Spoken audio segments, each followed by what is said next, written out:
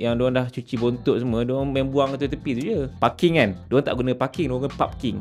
Driver taxi aku siap pegang ni tasbih buat kereta. Tak boleh, jalan dia orang berbelit-belit. E-bike, EV adalah majoriti. Kena scam ke tu? Tak tahu lah. English tu memang sangat-sangat minoriti lah yang boleh cakap. Gunung yang di-convert jadi bandar yang maju. Masa makan sendiri lah, bayar sendiri. Murah lah. Kau mainkan 2-3 jam dalam bullet train kena berdiri. Bukan luar tau, dalam lobby diorang esok aku. TikTok tak boleh guna kat sana. Ya betul harga dia, bawah RM20. Hai guys, Assalamualaikum dan kembali lagi dalam segmen podcast kita. So ini boleh consider sebagai episod kedua lah. Kita jump daripada aku punya childhood kepada topik kita yang baru, iaitu tentang travel.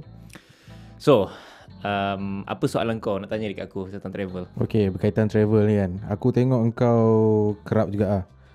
Kalau siapa yang follow Faiz daripada awal, kita boleh tengok dia daripada zaman dia belum kahwin sampailah sekarang yang dah kahwin ni.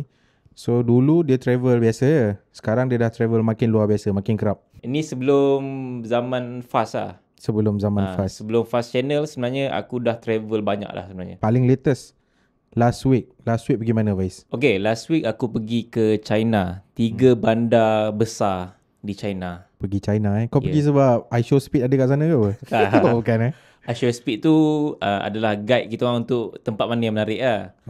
Yang mana dia pergi mana dia pergi semua kan. Yang ada bangunan nampak macam ada dekat atas tapi kat bawah. Tu pun aku tengok kau baru upload tu. Thanks to Amir lah. Dia yang cari kan. Cantik. Aku dah pening lah. Dia cari. Aku dah pening lah. Maksudnya? Dia yang tolong kita orang untuk carikan lah tempat menarik. Kau pergi atas urusan apa? Melancong ke? So asalnya memang aku dengan Amir pergi sebagai media trip lah. So kebanyakannya setahun kita ada media trip daripada brand-brand, misalnya yang daripada Honor, Samsung, Realme dan sebagainya. Tapi kali ni aku pergi under Honor. So media trip ni dia macam nak exposekan kita terhadap teknologi yang brand ni buat. Contohnya macam Honor kan, macam mana dia orang buat satu smartphone tu. So kita dapat nampak lah experience factory, R&D dengan lab diorang. Diorang bawa pergi kilang? Bawa pergi kilang. Macam mana diorang pasang daripada zero, daripada semiconductor sekecil-kecil yang kita tak nampak sangat tu. Diorang jadikan sebuah smartphone. So bila dah pergi sana kita faham lah macam mana smartphone tu diproses daripada yang zero sampailah dalam kotak kan. Diorang seal apa semua. So kita faham benda tu lah.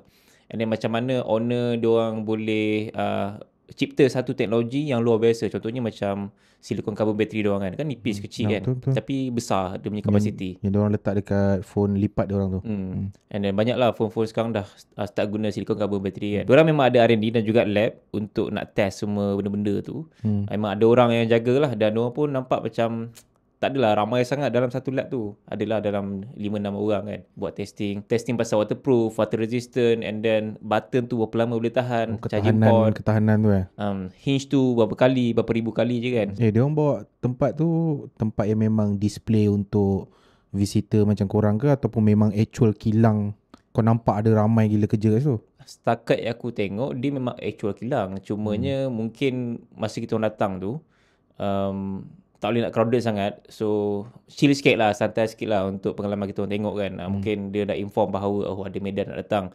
So jangan terlalu crowded sangat ke apa. So masa kita orang datang tu memang pekerja tu tak berapa ramai sangat, tapi ada lah. Kiranya dia dah prepare satu assembly line tu khas untuk korang tengok macam tu lah. Betul. Itu baru sikit lah. Mungkin percentage untuk kita orang tengok tu baru kecil je. Mungkin ada bahagian lain yang lagi besar pada tu kan. Aku tengok kau story kau siap pakai baju DP ke, baju yang full suit tu kan. So memang kita kena pakai baju macam tu untuk menandakan bahawa kita ni visitor, dan juga kena careful lah dengan mesin-mesin sana semua kan. Tak boleh simply pakai baju biasa. Even phone pun tak boleh bawa masuk. Dia takut ambil gambar gambar benda-benda yang tak patut lah. Diorang pun ada PNC produk yang diorang nak launch nanti kan. So diorang tak nak benda tu di leaks kan. That's why phone tak boleh masuk, kamera pun tak boleh simply masuk. So diorang ada kamera yang diorang kena bawa untuk ambil gambar kita orang. Sebagai proof ada visitor datang. Tapi kamera korang sendiri memang tak boleh record kat dalam kan? Record. Footage semua pun kena register kamera yang untuk rakan footage tu. So nanti diorang akan check lah footage yang kita orang record tu. Adalah Izami ada bawa kamera. So dia ada rakam few footage, dan footage tu dia kena submit dulu dekat pihak owner untuk diorang check sama ada footage ni diluluskan untuk kita share dekat social media ke tidak. Okay, faham. Sikit lah aku nak tambah. Sebab dulu pun aku pernah kerja dekat kilang yang sama macam tu. Maksudnya kilang elektronik lah. memang baju DP tu pakai memang salah satunya untuk mengelakkan elektrostatik. Oh, faham. So kan kalau kita pakai baju biasa kan, contoh yang macam kain polyester ni kan, bergesek sikit ada statik kan. So efek dekat mesin, terutama dekat mesin-mesin yang handle benda-benda kecil tu, semiconductor tu kan, nanti dia ada magnetize. So benda tu melekat. Nombor 2 aku rasa sebab kamera tu. Sama juga tempat lama aku pun tak boleh bawa sebab kita takut kompetitor yang lain tu nampak actual mesin yang kita pakai, so diorang boleh order. Faham. Kan macam tu kan. So pekerja kat sana pun memang tak boleh bawa juga phone. Tapi kat situ kita dapat faham bahawa nak buat phone ni tak mudah lah. Kalau kita duk review kan, ulas phone ni, phone tu tak okey, tak okey. Tapi sebenarnya bila tengok tu, oh, okey, susah nak buat phone ni. Mula appreciate lah. Mula appreciate macam dia punya arts of making a new smartphone. Contohnya macam molding. So bayangkan kalau dalam sound tu banyak model phone. So molding tu pun dia kena buat yang baru juga.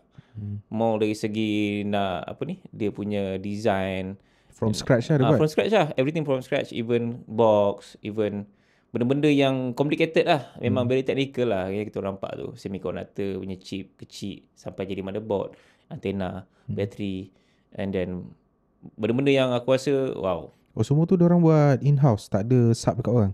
Aku tak sure. Mungkin juga ada sub. Tapi kat situ kita dapat dia assemble lah. Dia more to assemble, checking, and then QNC. QC ke QNC? QC kan? QC ya. Quality check, quality control semua. And then everything lah. Very, very detail lah. So setiap orang ni ada task dia. Dan boleh katakan robot tu digunakan juga tapi tak banyak. Mungkin lebih kurang dalam 70 to 80% lah by robot, by machine. Tapi dalam 20% macam tu still ada orang yang handle lah. Still ada orang kena monitor machine tu. Ada orang yang kena juga buat benda-benda yang robot tak boleh buat. Owner masih lagi dengan brand besar dia sebelum ni? Yang Okay, satu kalau di brand tengok by news, diorang dah detach lah daripada Huawei kan. Dah memang tak ada kena-mengena. Dia macam dah separate lah, bercerai lah orang kata kan. Itu based on news. Tapi dari segi dia punya UI, OS dengan design, dia still ada identity Huawei lagi lah kalau kita tengok. Kalau tengok beberapa tahun sebelum ni, boleh nampak lah yang still ada signature ataupun DNA Huawei dekat owner kan. Macam dari segi design filosofi dia, symmetrical camera, and then OS dia.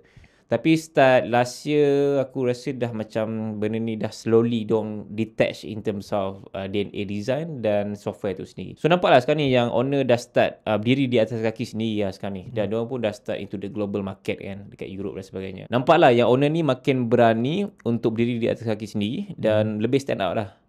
Boleh kira yang owner ni ada big potential as a brand Android daripada China, kalau bandingkan dengan jenis lain. Okay, tu travel work lah kan. Tapi itu kalau kau nak explain lebih lagi, tu dekat main channel. Sebab tu pasal kerja kan. So yang ni pasal travel. Kau duduk kat hotel mana? Aku tak tahu nama hotel, aku dah lupa dah. Sebab aku duk fikir pasal kerja, buat kerja kat sana. So hotel apa semua, kita just tahu nama ni. Okay, sebab follow diorang je. Diorang ada tour guide kan. Saya follow lah. Oh, dia orang sponsor lah? Sponsor, memang fully sponsor lah daripada owner sendiri. Hotel 5 star? Tak tahulah berapa star, tapi hotel dia selesa lah. Selesa. Dia ada sponsor makan, sponsor flight, sponsor transportation, Flight pergi balik sponsor. Hotel berapa hari dia bagi? Sepanjang kat China yang diorang sponsor daripada hari Isnin sampai hari Jumaat. So 5 hari 4 malam lah. 4 malam. 4 malam lah dapat sponsor by owner. Oh, lepas tu kau extend lah? Extend sehari dan yang extend tu aku bayar sendiri lah. So hotel memang apa yang dia bawa kau follow lah. Follow lah. Makanan macam mana? Makanan Alhamdulillah setakat ni okey. Yang Banyak. masuk aku makanan dekat hotel. Oh, makanan pagi-pagi hotel. Bangun. Aku makan benda yang boleh makan lah kan. Dia ada je macam serve benda-benda tak okey kan. Tapi aku ambil telur lah biasa. So makanan-makanan kalau luar negara ni yang biasa aku ambil adalah sama ada telur, sayur, oat, buah. Itu je. Itu je lah yang paling itu selamat. Itu je yang kita boleh makan dan paling selamat lah. Tapi kebanyakannya menekan dengan healthy lifestyle sekarang. Aku ambil sayur, buah. Healthy lifestyle. Kalau ada telur, aku ambil telur 2 biji kan, protein. Tapi memang tak ada halal section, tak ada kan? Tak ada, susah sikit. Hotel-hotel ni random kan. So susah sikit lah. Aku harap lah mungkin sebab sekarang China dengan Malaysia punya perdagangan China dengan Malaysia punya relationship kan makin nampak makin bagus kan. Hopefully diorang pun ada effort lah macam Japan untuk dapatkan halal ke apa. Sebab Muslim traveller ni ramai sebenarnya. Billion punya industri kan. Okay, so first day pergi mana? First day tadi dah First day Shenzhen. Shenzhen. First day macam mana Shenzhen? Shenzhen best sebab Shenzhen ni diumpama macam dekat Silicon Valley di US lah. Macam San Silicon Jose Valley. semua kan. So dia punya nama dia Shenzhen pun dah wow kan sebenarnya. Tu bukan tempat yang ambil-ambil stok iPhone lah apa semua. Rasanya Shenzhen dia banyak kilang dan banyak high-tech company yang bertapak kat situ. Contohnya kita ada Honor, ada Huawei, DJI, BYD. Macam-macam brand yang popular daripada China bertapak kat situ as HQ. Ada juga factory sekali lah. So Shenzhen ni sangat popular lah. Macam manufacture iPhone pun rasanya kat Shenzhen juga. Dia ada dua bandar yang popular dengan teknologi ni. Antara Shenzhen ataupun Guangzhou. Guangzhou ni macam tempat kita shopping lah. Yang Foxconn yang buat kat situ lah. Asalnya Shenzhen. Tapi tak tahu distrik mana. Sebab Shenzhen ni besar tau. Shenzhen ni kira memang besar gila. Dan dia banyak distrik. So kalau nak berjalan seharian, aku rasa tak habis lah. besar gila. Besar. Agak-agak kalau compare dengan sini, Perlis. Ish. Besar sangat lah. And then Shenzhen ni benda yang best, dia modern. Dia bandar yang maju. Dan susah lah kau nak nampak gelandangan dekat jalanan tu memang macam tak ada langsung lah gelandangan sana. Beza lah dengan US punya San Jose ataupun San Francisco kan. Walaupun kita dengar maju wow semua, tapi still ramai gila gelandangan kat sana. Tapi dekat Shenzhen China ni kau susah nak jumpa. Even sampah dia pun dekat jalanan tu memang susah juga nak jumpa. Diorang bersih jugalah. Shenzhen ni kira bandar yang bersih. Walaupun ramai tapi diorang jaga. Populasi diorang ramai tapi diorang jaga.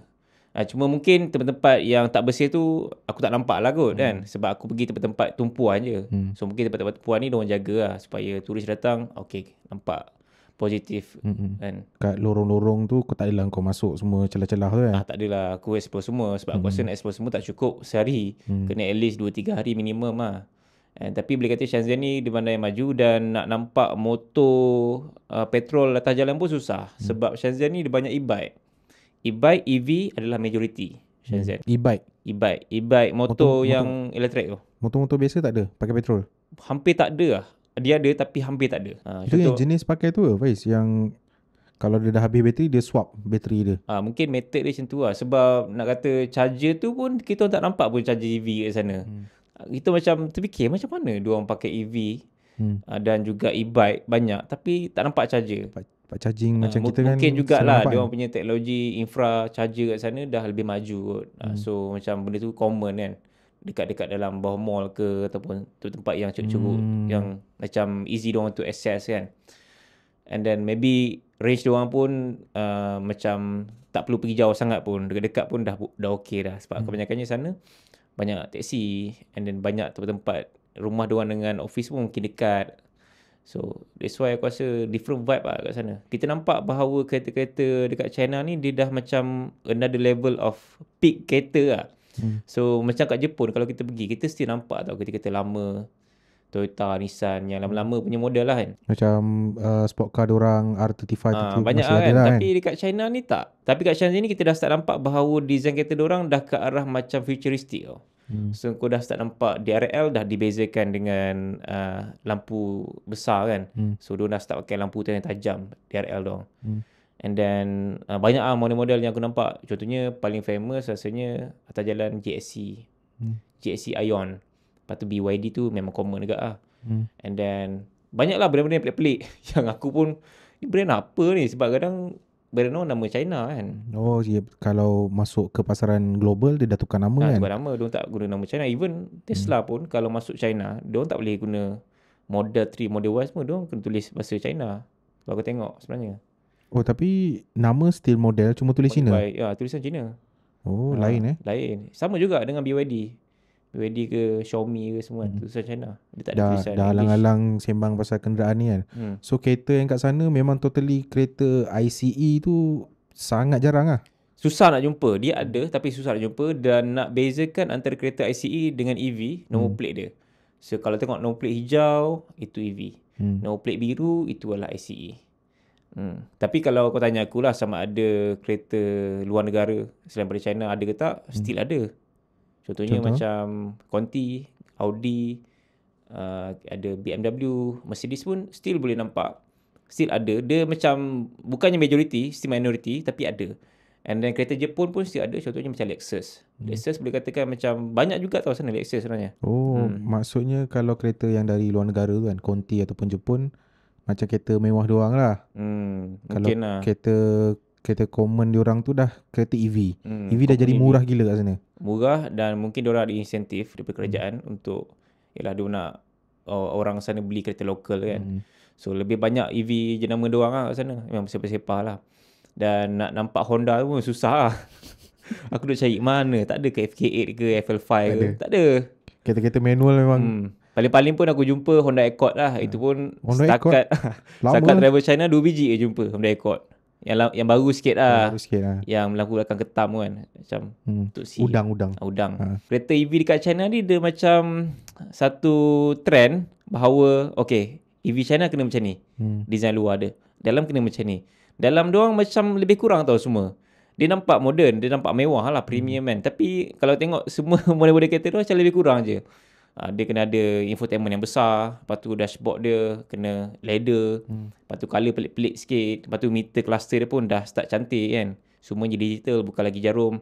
Kalau analog, dia macam standardized. Ini adalah EV kita. Dan kalau tengok semua memang lebih kurang macam tu je. Kira memang dia cater untuk taste orang sana. Memang macam tu. Tapi yang diorang bawa, contohlah dia bawa ke Malaysia kan, sama je. Apa yang kau nampak kat Malaysia, EV kat China sama. So kalau kita tengok lah, contohnya macam Mazda kan, walaupun Mazda power daripada Jepun dan dia still ada keluarkan kereta baru, tapi dia still ada gunakan benda yang lama. Contohnya macam meter analog. Ada je Mazda yang tak ada meter digital kan. Dan kita rasa mungkin okey dengan benda tu. Tapi mungkin kat China ni benda tu dah nampak macam outdated tau. So minimum diorang kena guna at least meter digital. So kat sini aku rasa apa yang aku nampak lah as a person yang minat tech kan, dia lebih kepada futuristic lah. So mungkin dalam 5 ke 10 tahun kereta-kereta macam ni still relevant. Sebab design dia nampak modern, design dia tak nampak old school. And walaupun 10 tahun ke 15 tahun ke depan, dia still relevant design dia dari segi interior dan juga exterior. Tinggal nak update software lah. Update software je. So mungkin diorang lebih memandang ke hadapan lah dari segi produce something, misalnya kereta lah. Cumanya aku nampak dia dah macam mass production, bermaksud benda tu macam common sangat, biasa je. Dia tak nampak macam luar biasa sangat pun. Unless kalau kita sebagai orang luar, kita tengok benda ni macam awal-awal wow. Tapi lepas sehari 2 hari kita rasa ni biasa je. Susah nak nampak yang lagi bagus daripada apa yang kau nampak tu. Susah. Unless semua bagus macam tu. Semua bagus. Unless kalau kau tengok BYD Denza, yang premium level lah, bukannya common punya kereta kan. Premium level kau dah start nampak yang interior dia dah start lain dah. Dia macam Mercedes Maybach. Maybach punya level. So dia dah sampai tahap macam tu. Baru kau nampak hierarki dia lah. Ni kereta biasa, ni kereta mewah. So Denza punya line up memang consider label mewah lah. Lepas tu Zeekr pun memang Zeekr pun dah masuk Malaysia kan? Masuk Malaysia. So dia ada hierarchy of EV lah. Macam JSC Ion, BYD yang biasa-biasa, itu normal lah. Yang dah banyak kat jalan Malaysia, Jeku? Susah jumpa lah. Susah jumpa. Cherry Jeku susah jumpa. Aku rasa sana common GSC, BYD. GSC GSC. Ada masuk kita? Ada. MG pun ada tapi susah nak nampak MG. MG banyak kat ni, Thailand. Taxi Grab doang pun dah pakai so MG. Itulah pengalaman aku kat Shenzhen. Hari pertama sampai hari kedua. So kau travel dekat sana, transport macam mana?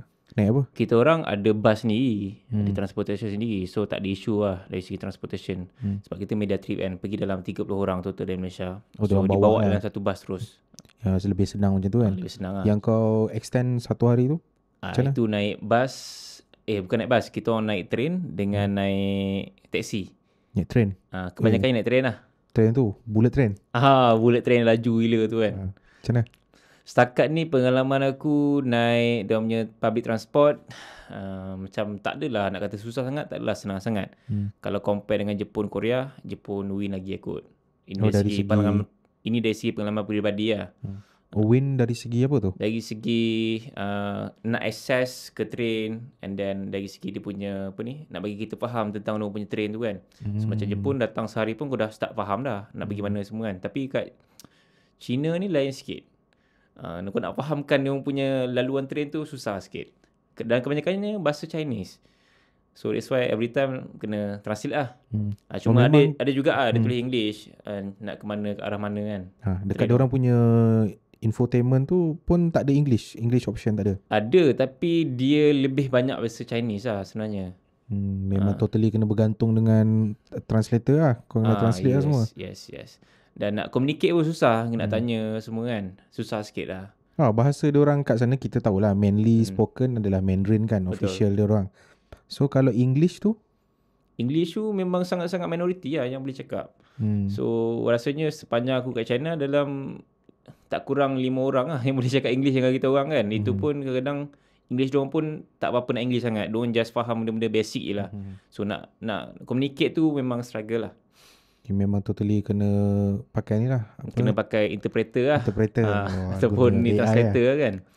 So itu pun kadang struggle juga sebab interpreter kadang tak seamless kan benda ni kan. So struggle jugalah benda tu, walaupun ada tapi still kita communicate guna tangan juga, guna pergerakan badan. Macam cakap nak makan apa semua kan. Body language kan. Body language punya communication aku rasa the best way lah untuk kau nak interpret kau punya Sini makan sana kan. Sana train Kereta kan. Agak tak boleh lah kita nak suruh diorang proficient in English kan. Sebab kita ni kebetulan je memang dah adopt English tu, jadi mana-mana tempat senang. Kat diorang tu memang kita kena belajar lah bahasa diorang sana. memang beraihkan bahasa diorang sendiri lah, which is good lah untuk diorang kan. Bahasa mother tongue panggil kan. And then kat sana pun aku rasa orang-orang sana dia okay lah. Dia tak adalah macam nampak kita ni alien sangat. Dia kira okay lah. Tapi yang bestnya train dekat China ni, dia punya harga memang murah lah. Lebih kurang dalam 4 ke 5 CNY. So sekali pergi tu kira okay lah. Berapa ringgit je kan duit kita kan. And then murah tu kira murah lah. Transportation sana memang murah. Even taxi pun murah juga. Ada naik taxi juga? Ada juga naik taxi. Sebab aku rasa macam taxi ni dia memudahkan ataupun memendekkan masa aku untuk nak ke train station. Sebab harga dia pun murah. So aku rasa macam sayang lah kalau tak try kan taxi dia. Aku pun nak try naik kereta sana. Taxi elektrik ke taxi petrol? 50-50. Ada juga petrol, ada juga EV. Sebab yang taxi ni aku start naik dekat Chengdu, aku tak naik kat Shenzhen. Ingat kau cakap 50-50 hybrid. Bukan So ada yang petrol, ada yang EV. Tapi boleh kata kebanyakan EV boleh kata kebanyakan EV lah. Sebab taxi pun kita tak naik banyak kali pun. Kebanyakannya naik train je. Okay, kau cakap tadi pasal payment tu. Macam mana kat sana? Kita nak pakai apa? Payment dekat China memang diorang prefer untuk kita gunakan Alipay. Apps Alipay. Diorang ada je payment method lain, contohnya macam WeChat Pay. Even kita pun boleh gunakan Touch 'n Go e-wallet sebab dia integrated dengan Alipay. Cumanya Touch 'n Go e-wallet ni dia tak berekosistem dengan diorang punya payment method, which is contoh kita nak naik transportation train semua kan. Tak boleh gunakan Touch 'n Go e-wallet. Kita kena gunakan Alipay juga. Aku perasan dalam Touch 'n Go e-wallet tu ada Alipay. So tak boleh nak guna. Alipay yang dalam Touch 'n Go e-wallet tu khas untuk beli barang. Contohnya kau nak beli air ke, makan ke dekat CVE, Lawson apa semua. Kat sana ada Lawson tau. Apa tu? Lawson macam kat Jepun tu. Oh tak tahu lah. Apa benda? Lawson ni macam kedai CVE, macam Family Mart. Family Mart pun ada sana. Tapi tukar nama? Tak adalah. Memang ada Lawson dengan Family Mart kat sana. Sebab dua kedai ni dia popular kat Jepun, tapi dia ada kat China juga. So memang banyak lah Lawson dengan Family Mart kan. So nak beli apa-apa kat groceries ni memang aku guna Touch 'n Go e-wallet sebab dia integrate dengan Alipay kan. Tapi kalau nak naik transportation dia kena bayar through Alipay lah. Kena scan QR. Macam mana? Aku kena masukkan information, pasport apa semua dalam tu. And then masukkan credit card aku. Dan any payment semua dalam tu lah. Tolak credit card? Tolak credit card. Andai kata tak ada credit card? Debit card. Oh, kira boleh pair apa-apa boleh card? Boleh pair apa-apa card lah. Better credit card lah. Senang kan. So nak naik scan jalan. Senang lah. Memang sangat-sangat senang. Kalau macam phone problem? Traditional pun ada juga. Macam guna apa ni, cash kan. Beli card dia ke apa kan. Boleh juga. Oh boleh, ada counter lah. Ada counter dia. So ada orang yang bantu lah. Cuma nak communicate tu susah lah kan. Dia bantu jugalah untuk kita register Alipay. Sebab at first aku ingat guna Touch 'n Go e-wallet boleh. Rupanya tak boleh. Memang kena guna Alipay. Memang kalau method lain, kalau kita direct guna macam kita punya Maybank ke CIMB boleh? Aku tak sure. Sebab dia memang recommend untuk guna Alipay. Even aku rasa lagi mudah kalau aku guna Alipay je untuk every payment kat sana. Dia macam satu payment for everything.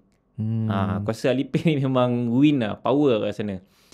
And then some more yang aku perasan, train station dekat China ni memang semuanya kau kena scan barang kau, bag kau. Maksudnya? Macam Setiap pergi kali airport nak tu? masuk, macam kat airport. Setiap kali nak masuk train station kau kena scan bag kau. Scan dari erti kata yang tu, macam custom punya tu? Macam custom, memang kena scan. Itu Masalah. yang leceh sikit. Aku tak sure sebab apa dan reason kenapa. Mungkin juga untuk safety. And then mungkin juga dia tak nak kita buat benda-benda tak elok ke apa kan. So kena scan. Itu semua train dekat sana yang connect tu obviously Semua ada train. lah. Tak kisahlah train yang kecil ke sampailah bullet train besar tu kena scan. Bagus juga kan diorang punya counter measure untuk bagus mungkin lah. terorisme ke apa kan. Mungkin Senang nak sebab detect. populasi sana pun berbilion kan. That's why kena scan lah. Macam-macam benda boleh jadi kan. Betul. And then train station diorang selesa, memang selesa, okay. And kalau berhenti tu ada jugalah cakap bahasa English kan. Dah berhenti kat mana semua. At least kita faham jugalah. Orang punya next station tu. Next station. Macam common punya apa ni? Suara kan. Next station. Okay lah. And then ada tempat yang busuk, ada tempat yang okay. Busuk je bukannya train yang busuk. Orang yang naik train tu yang busuk lah. Oh, bau badan diorang. Bau badan diorang. Kadang diorang ni baru balik pada mabuk ke apa kan. Kadang yalah kencing rata semua kan. Ada je orang macam tu tau yang bau tengik gila. Memang aku tak tahan bau tengik dia. Bau tengik hancing yang sampai berbulan tak basuh lah umpama dia. Dalam tu padat ke? Dalam train tu? Train diorang ada yang okey, ada yang padat. Tapi kebanyakannya kalau waktu peak hour, waktu siang memang padat lah. Yang connect tu time peak hour ke apa? Peak hour lah. Petang-petang kan. Memang padat lah. Yang So kalau berdiri kan? tu normal lah. Dan diorang ni ada signature bau yang tersendiri lah.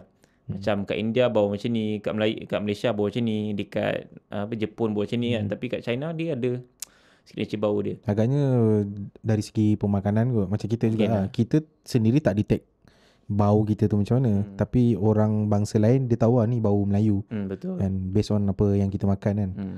India pun ada bau dia, Pakistan pun ada bau dia kan. So even dekat, ini bukan nak stereotype. Even dekat Europe pun sama kan. betul, ada bau dia sendiri. US pun sama, ada bau dia sendiri. Bau dia orang tak mandi pun kita tahu ini bau tak mandi orang US.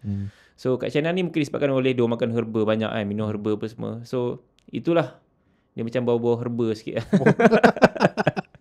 Okay. Lepas tu dekat sana famous dengan Sichuan pepper. Yang makan bagi lidah kebas-kebas tu. Kau tahu ke? Tahu, biasa lah makan tu. Aku tu makan turn off gila tu. Tapi itu bagi diorang aftertaste yang sensation taste lah bagi diorang. Itu benda tu yang shocknya dengan Sichuan pepper tu. Sichuan pepper ni dia famous kat Sichuan lah. Sekitar Chengdu, Chongqing kan. Dan diorang punya makanan popular diorang adalah macam pot hot pot. Hot pot. Hot pot yang pedas kan. Dia ada dua lah, pedas dengan tak pedas. Aku makan tak pedas makan pedas kan? Aku tak makan pedas. Amir selamba je makan pedas kan. Aku tengok dia pun seram ni. Lepas tu macam mana boleh termakan tu? Sebab kita cicah dengan daging. Lepas tu kadang sampai ke dalam, dia akan ada dekat bahagian bawah je. Surface dia takkan ada sebab dia berat kan. Dia macam Sichuan pepper ni dia macam black pepper tapi versi yang besar sikit dan dia ada tangkai sikit. So kalau termakan tu rasa kebas, dia tak pedas sangat. Dia macam wasabi sikit tapi lagi teruk pada wasabi lah. Dia punya aftertaste dia. So aku prefer lagi wasabi lah. So turn off gila lah. Turn off lah. Dia umpama macam kau makan bengelawang dalam makanan nasi minyak. Bengelawang nama dia. Apa yang kalau tergigit turn off tu? Turn off. Itu umpama dia. bagus. Tapi turn off ni dia lama sikit. Dia macam 10 minit, 15 minit. Dia akan rasa dekat gigi dengan lidah kita. Macam mengganggu selera lah. Tapi rasa dia tu yang membuatkan mungkin inilah culture diorang kan. Dan kita makan makanan tradisional diorang kan. So best lah. Rasa benda tu macam new experience untuk aku lah. Sebab Sichuan pepper ni dia lebih kepada nak bagi rasa je dalam kuah tu kan sebenarnya. Dia macam kalau boleh nak relate dengan kita, macam kita makan Belacan. sambal belacan lah. Pedas budu. kan. Pedas. Tapi kalau tak ada, tak shock. Dia macam kalau ada makin bertambah. Pedas tetap pedas. Dia traditional herbs untuk diorang kan. Itu halal tak? Halal. Kita pakai halal. Confirm Ada wagyu semua kan. Member check. Masalahnya dia check lepas makan. Sebelum tak check aku masa masuk aku tahu dah ni kedai halal. Memang makan bukan memang banyak lagi. Aku serang tengok kan. Ni dia betul kan. Dah halang-halang cerita pasal halal ni bawa kan? pergi makan wagyu tu tak banyak pula makan kan. Kita pergi wagyu dulu kan. Oh betul. Sikit je kan? Sikit kan. Ini makan ya Allah. Dia orang paling last habis tau. Sebab yang Amir dia memang makan slow tapi banyak. Tapi tu lah, lepas makan baru check halal ke tak. Aku dah jam lah. Tapi halal lah. Halal lah, halal. Kalau sudah halang-halang kita sembang pasal halal kan. So cari makan halal kat sana susah ke? Susah. Bagi kita orang susah. Dia ada je nearest to the hotel, tapi ada kedai yang macam tutup awal, buka lambat. And then ada kedai yang kadang cari dah sampai tak ada. Susah lah. So another alternative is aku bawa Optifast. Aku bawa Optifast meal replacement. So Optifast. Nestle punya brand kan. So kalau macam aku rasa nak tambah lagi nutrition dalam badan, aku minum lah benda tu. Bawa lah kan. Dah tu harga makanan diorang tu mahal ke murah? Boleh kata pengalaman aku masa makan sendiri lah, bayar sendiri, murah lah. Lebih Murah? kurang harga Malaysia. So aku dengan Amir pergi cari kedai makan halal kan. Aku simple, nampak orang bagi songkok. Kopiah aku songkok. Kopiah warna putih. Muka macam Cina-Cina yang janggut sikit. Janggut sikit. Confirm. Halal. Tapi ada jugalah, ada tulis halal kat luar tu kan. Diorang biasanya kalau kedai-kedai macam tu, diorang jual mi tarik. Tradisional macam diorang. dekat KL banyak kat kan. Malaysia kan. Kita ada kedai banyak mi tarik kan. Nampak ada mi tarik belakang tu. Dan muka diorang ni macam spesial tau. Yang kedai halal yang buat mi tarik macam, kita tahu dia buat mi tarik yang halal. Spesialnya muka dia. Dia putih-putih sepet. Kau describe the whole China macam Tak tu ada, lah. maksudnya putih-putih sepet tu lain sikit daripada China yang biasa. Ya, dia orang punya Muslim population yang belah utara ke mana tah. Aku pernah tengok kat YouTube. Dia ada muka, Kita tahu muka diorang adalah muka yang orang jual halal. ya. Sebab dia bangsa lain kan. Dia bukan bangsa Han yang majority tu kan, yang betul. non-Muslim tu. Okay, balik pada makan tu, makanan semua sedap, portion besar. Aku macam ingat ini bayar mesti dalam RM20, RM30 Portion kan. untuk satu orang? Ya. Besar. Besar. Besar. Besar dia macam makan 2 orang tau. Daging dia dapat lah 5-6 slice kan. Biasanya kalau kat Malaysia dapat 2-3 slice. Sana dapat 5-6 slice. Sikit, Tak kedekut daun sup. Penuh satu kan. Lepas tu minta air kosong. Dia bagi air kosong. Dalam mangkuk air kosong dia. Air kosong minum macam minum orang Cina. Dahsyat. Yang meseng lah. Lepas tu makan. Bayar. Terkejut lah. Ish. Ya betul harga dia. Bawah RM20. Kau rasa berapa ringgit? Kau dah cakap tadi bawah RM20. Kau dah suruh aku teka lagi. Aku teka bawah RM20. Okay. Harga dia bawah RM15 lah. RM14.83 macam tu untuk 2 orang makan. 2 orang makan? 2 orang makan. 2 mangkuk? 2 mangkuk. Dengan air dalam mangkuk sekali. Beef noodle. Dia punya famous menu kat sana beef noodle lah. Tantah air tu buat basuh tangan. Tak mungkin lah. Dia bersih lah. So harga sana okey. Dan aku boleh katakan kat sana ada kasta lah juga. Ada yang kedai yang mahal, ada kedai yang murah, ada yang kedai sederhana. Kiranya 2 orang makan, seorang lebih kurang dalam RM7 lah. RM7 lebih. RM7 lebih. Murah. Murah tu. Kalau kat Malaysia aku rasa mi tarik tu mungkin dalam RM10 ke RM12 kan. Kalau kat Malaysia lah. Tapi sana consider murah lah. Dapat air sekali kan. Lepas tu dapat sekali senyuman. Daripada orang buat mi tarik sampai senyum senyum warna aku kan. Aku dah pelik lah. Ada apa-apa yang berlaku dekat aku ni? Dia tengok aku, ni pelancong foreigner lah. kan. Mungkin dia jarang jumpa Melayu yang muka macam Cina. Dia pun tak tahu muka je. Sepet tu ada lah. Murah lah, makanan murah. Dan tempat lain tu ada yang aku follow owner, aku pun tak tahu dia bayar berapa. Tapi ada tempat yang mewah jugalah yang rumah kita orang kan. Siap ada persembahan apa semua. Itu mungkin satu kepala puluh-puluh atau beratus lah kot. Memang mewah lah. Tapi makanan yang aku beli sendiri, yang aku bayar sendiri, memang harga doang lebih kurang Malaysia dan ada lagi murah daripada Malaysia punya harga. Itulah. Kau ada tanya-tanya ke orang punya gaji basic kat sana berapa? Tak tanya. Sebab communicate susah. So kita nak macam tanya pasal sejarah ke apa semua macam susah sikit. Kan? So susah, bukan susah. Kiranya sebab kalau kita tahu gaji basic diorang berapa, senang lah nak compare makanan ni dengan gaji berapa diorang bayar. So boleh consider murah atau mahal kan. Tapi kalau convert duit kita, still kau rasa murah lagi. Betul. Compare tu dekat Jepun. Jepun mahal. 1 mil dalam RM30. Sama juga dengan Korea. Susah lah aku nak dapat 1 mil bawah 20. Average 30 ke RM40 lah. Jepun dengan Korea 1 mil per mil. Okay, kau dah makan, membuang kat mana? Memang kat tandas lah. Macam mana tandas orang? Okay, sepanjang kalau dekat-dekat hotel aku makan, aku membuang kat tandas hotel lah. Selesa sikit lah. Sebab tandas hotel tu advance. Siap ada night mode lagi tu. Ada night mode? Ada night mode. Tutup lampu waktu malam nampak taik tu. Apa? Taik UV ke apa? Lampu warna biru. Nampak air jernih kan. Nampak taik kan. Ajak. Guna UV ke? Aku tak tahu lagu apa, tapi lampu biru lah kan. Kalau tutup lampu semua, dia ada naik lah. Lampu dekat dalam air tu kan. Power lah, tanda dong memang advance lah. Pipe ada tak? Pipe tak ada. Bidik memang tak ada lah. So kita guna yang direct ke lubang lah. Oh, diorang ada yang Ada jenis jenis tekan macam Jepun punya tandas mangkuk kan. So dekat hotel kebanyakan macam tu. Hotel doang lah. So that's why aku prefer untuk berak dekat dalam hotel instead of luar. Sebab pengalaman aku dengan tandas luar doang, turn off lah. Turn off tandas awam diorang. Tandas awam doang. Even sama juga dengan tandas Dalam restoran mall. doang. Mall okay sikit, bersih sikit, tapi still ada yang tak bersih lah. Tak bersih dia bukannya kotor gila sangat macam berconteng, bukan.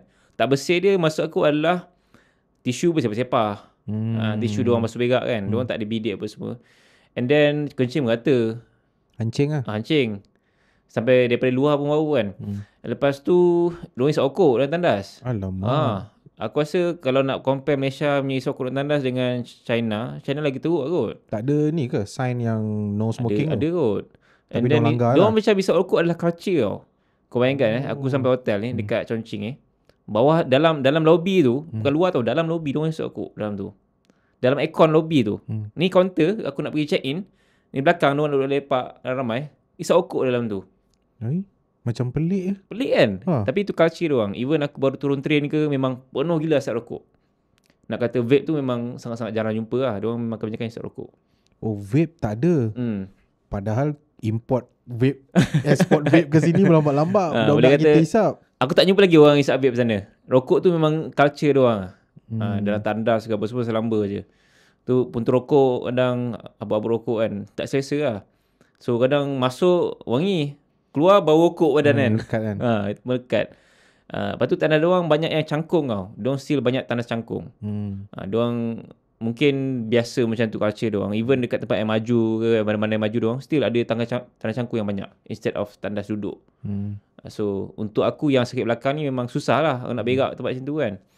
Tapi dari segi hygiene, aku prefer lah kot kalau tandas cangkung dah tempat pun busuk kan, nak bersentuh pula dengan mangkuk tandas tu kan.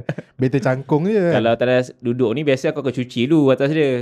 Aku bawa wet tissue kan, lap dulu, ambil tisu, simpan air lap dulu kan. Biasa aku cuci sendiri lah kan. Seadanya lah rasa macam dah so okey kita ni. rasa selamat sikit nak duduk tu. Tapi ni tandas cangkung, so susah sikit. Dia susah nak buka seluar, nak letak mana kan.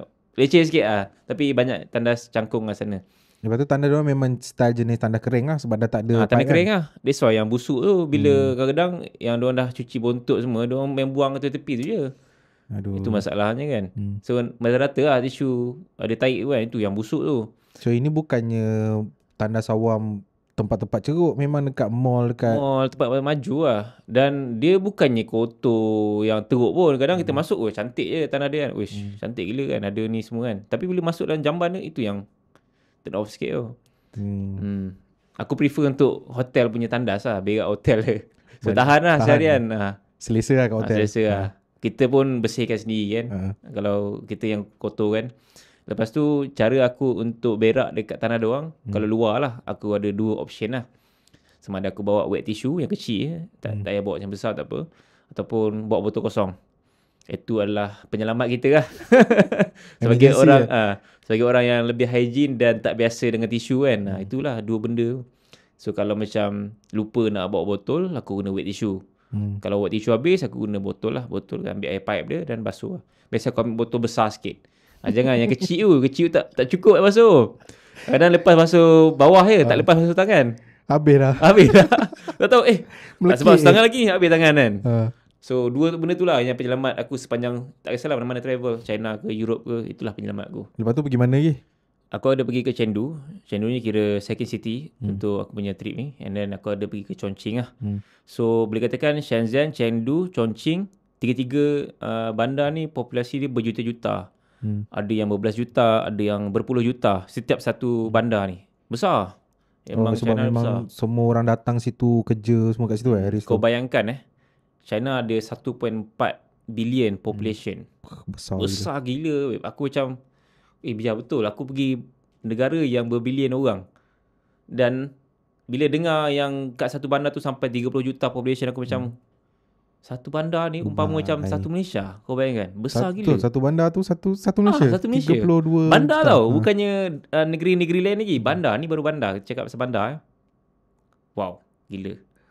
That's why kalau pergi mana-mana ramai. Mana-mana ramai. Sini ramai. Even kalau pergi kat kawasan mall tu kan. Kawasan mall tu kan macam umpama macam Bukit Bintang saya cakap Macam ada 4 ke 5 Bukit Bintang yang berbeza dekat satu kawasan mall yang sama. Kau bayangkan betapa besarnya untuk diorang nak tampung population dekat bandar tu. Contohnya macam kat Chengdu Wah, aku cerita pun dah goosebump kan. Sebab bila aku pergi sana, aku rasa macam okay, mall ni dah besar dah ni. Dia suka guna konsep open mall. Ala-ala macam dekat Genting Premier Outlet. Dia suka konsep open mall. So nama mall tu Taikuli. So pergi banyak kedai-kedai luxury kan. Besar. Okay, aku rasa ini dah besar ni. Pergi sebelah dia, uish, lagi besar. Aku macam, buat apa mall besar-besar ni kan? Lepas tu, okay, dia dah besar lah. Dia macam open space yang sangat-sangat besar tau. Umpama macam dekat dia? Dekat, sebelah-sebelah. Okay, pergi sebelah lagi. Lagi besar. Pergi sebelah lagi. Uish, lagi besar. Aku macam gila. Maksudnya mall yang lain lah ni. Mall yang lain. Wah, dia bukan macam bersambung-sambung macam OU bukan. Mall ni maksud aku adalah dia kawasan orang yang ramai kat luar lah. Yang orang duduk lepak-lepak luar dan boleh juga masuk dalam kan. Mall dia tinggi lah kan. Besar, mall dia banyak. So kau bayangkan setiap kawasan mall ni, luar ke dalam ramai gila orang. Lagi kat luar. Memang padat gila. Dan majoriti orang diorang sendiri. Kan? Nak jumpa foreigner tu, turis macam aku mungkin susah sikit. Tapi ada lah. Macam orang Arab ada je. Tapi kebanyakan orang sendiri. So, orang lokal sendiri yang naikkan ekonomi bandar tu. Kan? Mungkin juga orang daripada China, negeri lain ke yang atas situ. Sebab yelah, China besar, berbilion kan. So, that's why aku rasa kalau diorang nak melancong daripada, contohnya daripada Shanghai ke Chengdu ni, umpama macam diorang pergi negara lain. Umpamanya lah, sebab beza kan. Sebab punya jauh Punya jauh dia berjam kan.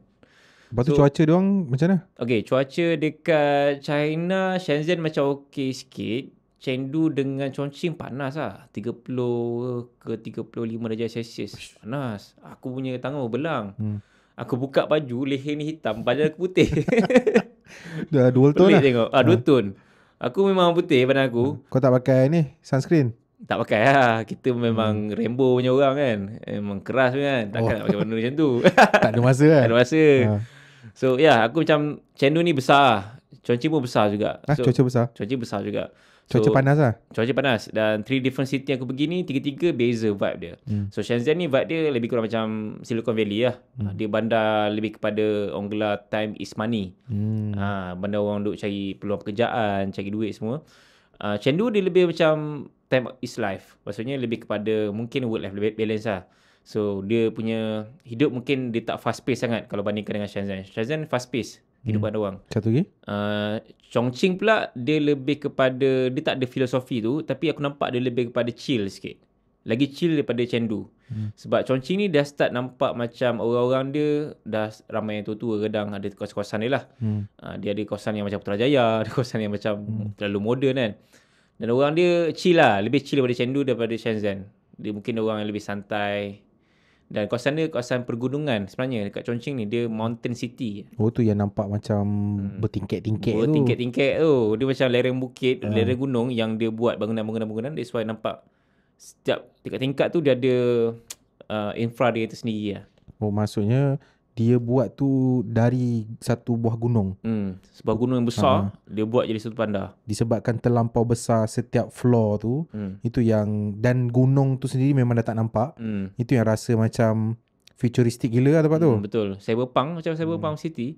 That's why bila kita dah pergi atas, rupanya ini ke atas. Ada lagi bawah. Bukan lagi. Ada lagi bawah. Bawah-bawah sampailah ke sungai. Sungai ni memang besar. Cantik lah warna hijau sungai dia. Lepas tu sistem tingkat-tingkat tu macam mana? Ada yang naik tangga, ada yang naik escalator, ada yang naik lift. So kalau kau tengok dekat TikTok ke mana-mana kan, ada yang dia tunjuk bukan main tinggi lagi tangga dia kan. Bila dah turun, tak sampai bawah lagi. Sampai lagi. Kena turun lagi. Turun. Memang kau lah sana. Chongqing. Beza lah. Chengdu dia lebih kepada, aku rasa Chengdu ni satu bandar lebih tradisional, lebih kepada, bukan tradisional outdated tau. Dia lebih kepada tradisi diorang tentang pemakanan, tentang diorang punya barang-barang. Filosofi. Filosofi sebab Chengdu dia ada pandar. Kalau Chongqing dia tak ada pandar. Panda dia orang punya apa official mascot. Official mascot. Kalau pergi je airport kat Chengdu tu dah nampak start panda berdata lah. So itulah aku rasa Chengdu dia popular dengan panda. Chongqing tu dengan Chengdu macam tempat orang-orang nak bersara lah ke macam mana? Bukan bersara, tempat yang dia bukan fast pace. Dia macam chill sikit berbanding dengan Shenzhen. Kau nak relate dengan kita? Okay, perumpamaan Chongqing dan Chengdu ni susah aku nak samakan dengan negeri-negeri di Malaysia ni sebab dia jauh beza. Tapi bolehlah sikit perumpamaan ni dia macam umpama Terengganu dengan Kedah. Perumpamaan dia Terengganu dengan Kedah. Tapi versi yang lebih maju. Dia macam orang yang dah start macam ada yang kita jumpa orang warak sikit, ada yang driver taksi aku siap pegang ni tasbih buat kereta. Dia Muslim ke? Aku tak tahulah dia Muslim ke, tapi aku rasa dia mungkin Buddha lah kot.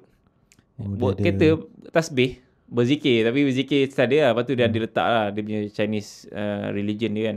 So dah start nampak orang-orang warak sikit. Sebab kalau tengok dekat Shenzhen, susah lah nak jumpa orang-orang macam tu lah. Sebab kalau kat China kat Malaysia ni kita nampak tau yang dia believe on religion dia kuat. Tokong, ada ni tu. Kat sana tak? Susah nak nampak benda tu. Tokong susah. Shenzhen lah. Kat mana-mana lah. Tak kisahlah. Shenzhen dengan Chengdu, Chongqing sama. So ini apa yang tour guide cakap dekat kita orang lah. Tak tahulah benda ni betul ataupun just mitos kan. Dia kata Chinese dekat China ni, diorang punya belief on religion tak sekuat macam Chinese dekat Malaysia. Dia mention sendiri? Dia mention sendiri. So Chinese dekat China ni dia macam ada banyak yang liberal, yang tak percaya agama sangat pun. So diorang just living their life macam biasa tanpa any religion punya ni kan. Itu mungkin kalau orang muda mungkin macam tu lah kot, liberal kan. Tapi orang tua tak sure. Tapi Chinese dekat Malaysia memang belief on religion diorang lebih kuat. Kita nampak tokong ke apa semua, and then ikat kat tangan apa ni, benang apa semua. Compare dengan yang sana, memang kalau Malaysia punya alim lah orang cakap. Malaysia punya macam ada yang versi alim lah. Kalau dekat sana mungkin diorang tak berapa nak alim sangat. Even kau bayangkan okay, kita Chinese kat Malaysia ni kita percaya bahawa 4 tu adalah nombor mati. Nombor macam taong lah. Taong. Tapi dekat sana nombor 4 tu diorang tak kisah. Kalau ada naik tingkat 4 ada je. Naik lift diorang memang ada je 4 ke semua. Memang ada je nombor tu. Kiranya memang dia memang localize lah benda ni kan. Maksudnya China dekat sini je lah. China sini dengan Singapura. Mungkin lah. Mungkin. Dia beza lah. So kat sana baru aku terbuka. Diorang tak takut mati ke? Aku terfikir tu. Nombor 4 ni tak takut mati ke naik lift kan? Sebab kita pergi betul-betul dekat dia punya mainland. Mainland kan. Bila diorang explain, rupanya diorang tak percaya sangat. Diorang tahu benda tu tapi diorang tak praktikkan. Macam tu lah. Tak adalah nombor 1A, 2A, 3A semua tak ada. Dia 1, 2, 3, 4. Cumanya aku pelik kenapa diorang punya bahasa English diorang saja tukar kepada bahagian lain. Contohnya parking kan. Diorang tak guna parking, diorang guna parking. Parking. Parking. Diorang saja tulis parking. Tapi bila ada word-word English lain, elok je. Itu je. Dia macam purposely. Okay, contoh dalam semua word English yang diorang letak kat lift tu, at least kena ada satu yang lain sikit. Why Aku tak tahu kenapa. Parking, aku lupa nak tanya. Parking. Padahal parking letaklah R kan. Contoh macam ada satu lift lain, hotel lain, ada parking dia dah elok lah. Satu dia tulis kat situ laundrau. Laundrau ke apa? Sekejap. Entah ada kena-mengena dengan diorang punya belief lah. Pronunciation R kan diorang tak, perkataan ataupun bunyi R tu tak ada dalam bahasa diorang. Aku tak pasti. So benda yang ada sebab benda tu adalah English verb kan. Lepas tu lah parking. Lepas tu laundry. Tapi ni tak. Laundry diorang ubah kepada ayat lain tapi dia still adalah laundry. Sebab diorang ada laundry room. Laundry room diorang memang free lah untuk kita nak access lah. Itu yang bagus lah hotel kat China ni. So laundries ke laundros macam tu lah. Ada yang hotel aku pergi, laundry dah betul lah. Parking pula tak betul. Parking. Ada hotel ni, dah okey lah. Parking dah okey, laundry dah okey. Lepas tu dia punya cafe. Kafo ke apa lah aku tengok dia tulis. Memang restoran apa lah. Kau pun rasa macam typo tapi macam typo tapi bukan macam purposely lah. So mungkin belief diorang lain sikit. And then belief yang sama macam Chinese kat Malaysia ni yang diorang mesti bawa kat sana adalah aku nampak pasal Ong lah. Nombor 8. Masih Ong lah. Itu diorang percaya lah. Kalau mati diorang tak percaya kot. Diorang tak Ong kan. ambil lagi Ambil. Nombor 8 tu diorang mesti percaya. Internet macam mana kat sana? Okay, untuk roaming ada kawasan yang slow, ada kawasan yang laju. Tapi kebanyakannya slow lah. Oh, kau roaming? Roaming ke. Aku ada dua lah, roaming man ataupun roaming sendiri telco. Dua-dua tak adalah laju sangat. Aku rasa US lagi laju punya. Roaming US lagi laju kot. Slow sebab roaming kot. Mungkin sebab kalau guna telco lokal mungkin okey sikit kot. Aku tak sure. Tapi setakat pengalaman aku, roaming yang negara aku punya pergi, roaming dekat US paling okey. Paling okey. stable dan laju. 5G semua kan. Kenapa kau pilih roaming? Ada berapa pilihan je kalau kita pergi sana. Internet tu apa je option kita ada? Biasanya aku just ada dua option je. Sama ada kau beli roaming, beli telco pakai sini, roaming, ataupun kau beli roaming daripada brand lain lah, third party lah. Contohnya macam eSIM, SIM card lah. Lepas tu roaming man, kita ada banyak lah modem kan. So itu je lah option dia. Dan Itu biasanya beli ke sewa? sewa. Kalau eSIM beli lah. Aku rasa the best is beli eSIM kalau nak travel luar-luar ni. Tapi kalau eSIM tu mahal, kau belilah telco punya roaming kan. Sebab eSIM ni dia bagus, kau tak perlukan physical. So kalau kau dah sampai kat negara tu, kalau kau macam lupa nak beli ke apa, tak kisah pun, kau beli je kat Shopee kan. Subscribe je lah. Subscribe je lah. eSIM senang kan. Tak payah pakai physical. And then New Zealand tu pun kita pergi tak stable juga. Roaming man teruk kot dekat New Zealand kan. Dia cover berapa tempat dia? Roaming ni banyak. Dia hampir semua negara lah, kecuali Israel lah kot. Lepas tu tak silap aku kalau kita roaming, maksudnya apps diorang kita tak boleh pakai ke apps kita tak boleh pakai? Apps kat China yang bestnya roaming ni boleh pakai apps diorang. Ada apps kita, contohnya macam WhatsApp semua boleh pakai. Kalau kita guna local telco tak boleh pakai. Kalau kita roaming, kita still boleh access WhatsApp semua. Ya. Kalau kita pakai diorang punya SIM card, tak boleh? Tak boleh rasanya. Dan paling pelik sekali lah, TikTok tak boleh guna kat sana. Itu aku macam tak boleh brain. Apa hal TikTok tak boleh guna? China develop kot. Apa Douyin ke apa nama? Aku lupa. Tapi TikTok kat sana kalau Android boleh, iPhone tak boleh. Dia tricky sikit lah. Aku macam apa hal ni? Kan? Aku guna Samsung S25 Ultra. Okay. Lepas tu nak upload, aku kena hantar lah daripada iPhone ke Samsung. Tak boleh pakai? Tak boleh pakai iPhone. Itu sebab kau roaming? Aku roaming. Ada ke yang member yang dekat sana? Ada yang boleh. Ada yang boleh, ada yang tak boleh. Dia roaming juga ke dia SIM card? Roaming SIM card dan roaming man. Okay, the reason kenapa kau ambil roaming man modem ni, sebab bagusnya adalah dia kalau kita guna banyak device lah, multi device kan. Macam aku dengan Amir, kita multi device, ada 2-3 phone kadang, and then kita pakai laptop. Senang untuk guna modem. Itu bagusnya, tapi dia mahal sikit. Tapi tak adalah mahal sangat pun. Tapi kalau roaming guna SIM card sendiri ataupun eSIM yang kita beli kat Shopee, dia punya bagus untuk personal lah. Kalau untuk team dia tak bagus lah. So penggunaan personal kalau travel seorang okay lah. Kalau travel nak bawa banyak device, dia macam tak practical lah. So better kalau ramai, better yang roaming man lah kan? Modem lah. Aku biasa beli yang 5G version. Laju sikit lah. Sebab kita punya kerja content creators kan. Kita nak upload laju semua. Nak efficient. So 5G lah. Cuma tak laju sangat lah sana. Struggle juga lah. So apps dekat Malaysia totally tak boleh pakai lah kat sana? Ada yang boleh pakai, ada yang tak boleh. Tapi yang penting macam social media boleh lah. Facebook, IG semua, WhatsApp boleh. Cumanya Google Map kita just boleh tengok tapi tak boleh nak navigate sangat. Kau dekat sana pakai apa? Nak navigate jalan? Itu yang struggle sikit. Ada yang kita nak cuba Baidu tak boleh sebab full version of Chinese. Dia tak ada bahasa English. Baidu Map. Tapi itu yang paling efficient lah sebenarnya. So kita guna A-Map. So dia ada itu download English version officially dekat download kat sana.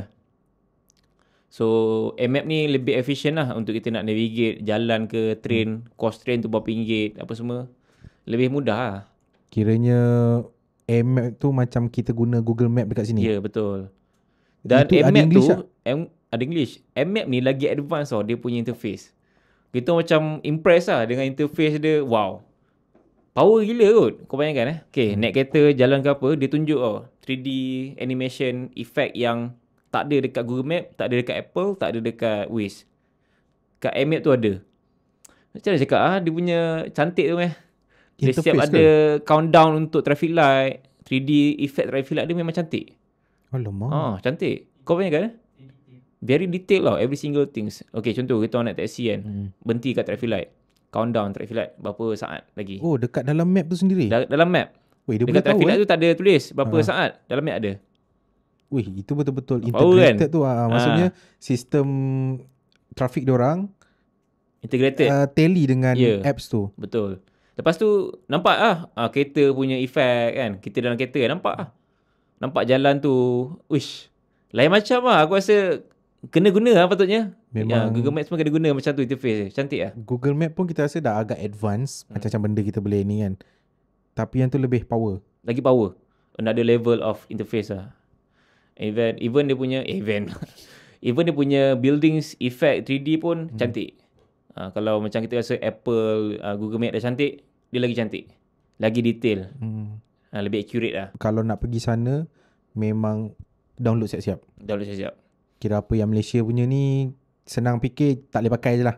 Tak boleh pakai lah. dekat Google sana Maps semua tak payah fikir lah. Kalau nak Google kedai mungkin boleh, tapi nak cari tu kena pakai tu lah, navigate semua. Dia boleh walking, boleh driving, train, semua. Pakai Plug in Nmap tu lah. Lebih Nmap. mudah. Sebab dia tunjuk kan breakdown, nak kena pergi line mana, nak kena bayar berapa, semua dia tunjuk lah. Untuk taxi aku guna DD Apps. DD Apps ni murah lah sebab dia diskaun, kupon apa semua. Macam Grab lah. Macam Grab lah. Average aku rasa tak sampai RM20 lah. Dan satu kawasan ke satu kawasan. And then untuk train guna Alipay. Tapi ada bullet train kita tak boleh guna Alipay. Kita kena beli dekat kaunter dia ataupun machine ataupun dekat trip.com. So to be safe trip.com lah. Beli sehari awal ke apa kan. Sebab bullet train ni memang sold out cepat. Dia ada 3 different of class. Ada first class, second class dengan standing. Standing dia kena berdiri lah. Kau mainkan 2-3 jam dalam bullet train kena berdiri. Tapi tu paling murah lah. Itu paling murah, tapi aku beli yang second class lah biasa. Harga dia average dalam RM50 ke 200 bergantung pada kelas. So paling murah standing, paling mahal first class. First class ni dia ada 4 kerusi je. So dua. Lebih selesa Lebih selesa. Ada serve makan sekali. Ada serve, ada. Oi. Second class dia ada 5 kerusi, 3, 2. So lengkap lah dalam train dia kan. Bullet train dia pun kelajuan mencecah 350 km/h. Tapi dalam tu walaupun dia laju, kau tak rasa laju sangat tau. Kau rasa macam selesa, macam relax kan. Lagi selesa daripada kau naik flight lah. Kan, kau bayangkan tengah laju gila ni tapi kau tak rasa macam laju. Tak ada rasa. Tak ada gegar ke, apa G-force kat dalam tu tak rasa. Turbulence ke, G-force ke tak ada. Wow. Air pun tak tumpah semua. Tak tumpah. Kau buat kerja pun selesa, seat dia semua okey. Tapi dari luar kau nampak laju tau. Kau bayangkan motor kereta yang bawa sampai 300 km ke atas. Laju. Lagi laju daripada tu. Tapi dia selesa dalam. Gila. Kira kau dah rasa first hand experience lah dekat sana kan, bullet train. Kalau kita nak rasa yang paling dekat dengan kita, Jakarta lah kot. Wush kan. Tu pun China punya kan. China punya. So tu sama kot. Nanti kita Boleh pergi cuba, Jakarta. So the best experience kau rasa dekat area mana? Shenzhen ke Chengdu dengan Chongqing? Memandangkan ini adalah media trip. So at first second city tu macam tak banyak tempat yang kita orang boleh explore sangat lah. As a traveller. Sebab kita buat kerja sana kan. So ni kira macam work travel lah. Kita travel sambil bekerja. Dia tak travel sangat pun. That's why Shenzhen dengan Chengdu tak banyak tempat yang aku boleh pergi, access ke apa. Tapi aku excited pergi dekat Chongqing, bandar yang tengah trending popular sekarang ni kan. Walaupun dia dah lama dah sebenarnya benda-benda tu semua. Cuma start iShow Speed pergi tu. So dia macam viral lah. Worldwide recognize lah. Worldwide recognize bahawa wah, rupanya China ni banyak tempat-tempat yang mungkin orang tak buka mata lagi bahawa dia sebagus macam ni. So bila aku pergi kat Chongqing tu, aku nampak macam this is different level of infrastructure, engineering and then modern. Dia macam another side of the world yang mungkin kita sendiri tak sangka ada kat dunia ni. Engkau kalau nak relatekan dengan kita, capai ke level tu? Tak capai lah. Tak Even capai. US pun aku rasa tak capai level tu. US Sebab propaganda kau bayangkan lagi. kau bayangkan gunung yang di-convert jadi bandar yang maju. Gunung bukannya kawasan biasa, gunung. And then dia boleh buat sampai satu tahap atas jalan, bawah jalan tu kau boleh berjalan dan bertingkat-tingkat lagi. Kan? Kau pernah terfikir tak? Orang boleh buat macam tu. Maksudnya architecture diorang tu memang kena buat. Dia tak boleh macam KL. Buat dulu, kemudian baru buat jalan. Dia tak boleh. Dia memang kena as a whole. Dia kena fikir daripada atas sampai ke bawah. From scratch. Daripada bawah dulu sampai ke atas. So bertingkat-tingkat. And then aku macam terfikir ni macam kalau gempa bumi macam mana ni kan. Kita sampai tahu macam terfikir kan. Tapi mungkin diorang dah ada kan, dah ada standby untuk benda macam tu lah kot. China memang commonly ada gempa bumi lah. Aku tak sure. China tak sure. Tapi kalau ada bahaya lah. Setakat ni tak ada lagi dengar gempa bumi ke Godzilla ke, tak ada lah. Itu yang train tembus bangunan tu kat situ lah. Kat situ juga. So dia macam satu infra yang mungkin kita pun tak terfikir, tapi mungkin dah ada, tapi dia tak buat dia tak macam emphasizekan benda tu adalah rumah kan. Sebenarnya dia bukan je rumah pun, bawah tu yang dia masuk tu bukannya rumah, dia macam kawasan kedai. Dia tapi platform yang kawasan kedai, tapi atas tu rumah. sengaja buat. Dia saja buat.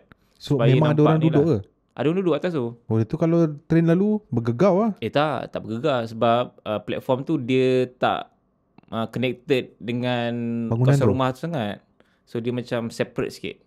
Aku tak tahu macam mana architecture dia orang, tapi dia takkan gegarkan lah kawasan tu. Bising tak? Bising pun tak. Sebab apa tau? Sebab masa dia nak masuk tu, memang kita tak dengar duduk-duduk, tak ada pun sangat. Dia adalah bunyi tapi tak kuat pun. Sebab dia masuk tu slow je. Slow. Dia tak laju terus masuk. Biasa train kan laju terus masuk kan. Ni tak, dia slow. Dia nak sampai ke kawasan tu dia dah slow. So memang tak ada bunyi macam LRT kita Tak ada. Mungkin dari segi infra soundproof diorang bagus kot. Sebab diorang just bukannya buat bangunan. Diorang ada buat jugalah soundproofing mungkin dari segi lubang kena ada kat sini tak perlu ada lubang. Kat sini kawasan untuk dia nak kedapkan bunyi tu, dia nak alihkan bunyi itu ke mana. Mungkin itu benda yang diorang buat lah. And then kawasan tu pun memang ramai gila orang, padat sangat lah.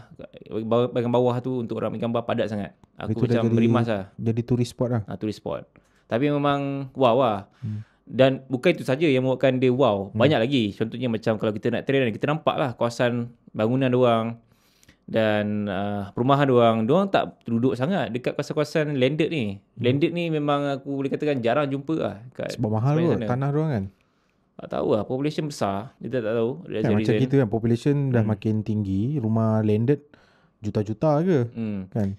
Lepas tu, banyaknya apartment, kondo kan, flat, jenis tinggi-tinggi. Dan jenis bentuk dia pun tak normal lah. Bentuk apartment dia lain macam lah. Macam cyberpunk punya version lah kan. Kau tengok mereka bentuk dia gabungan tradisional, gabungan modern. Lain macam lah. Memang aku tengok pun aku wow lah. Sepanjang aku dalam train tu aku macam impress lah dengan environment. Kau ada naik train? Ada naik train. Keliling Chongqing tu? Tak adalah keliling. Ada a few places aku pergi lah. Macam Libiza station tu semua kan.